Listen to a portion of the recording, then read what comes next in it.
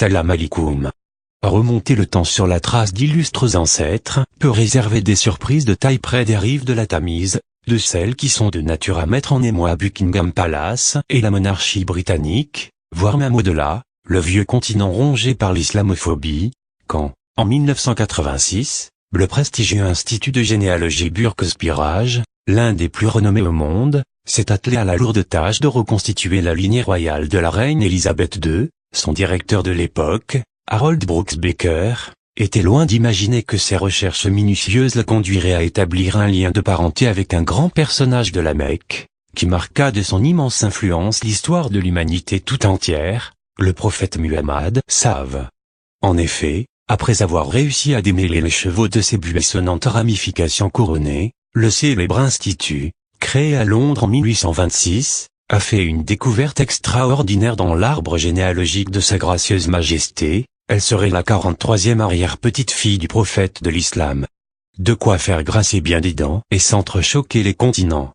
Le peuple britannique, à de rares exceptions, ignore que le sang de Mahomet coule dans les veines de la reine.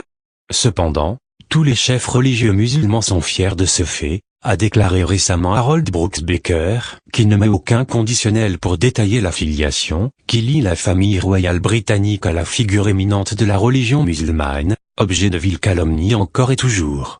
La famille royale britannique descend de Mahomet par les rois arabes de Séville, qui régnaient autrefois sur l'Espagne. Par le mariage, leur sang passa aux rois européens du Portugal et de la Castille, et à travers eux au roi Édouard IV du XVe siècle, assure-t-il, document à l'appui.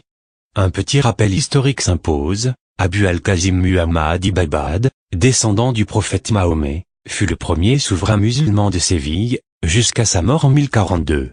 Il forma la dynastie des Abadides, qui régna sur la cité de 1023 à 1091, après le démembrement du califat omeyyade de Cordoue. Le petit-fils d'Al-Qasim, Muhammad al-Mutamid, lui succéda à Cordoue, en 1071. Il fut détrôné en 1091 par les Almoravides du Maroc.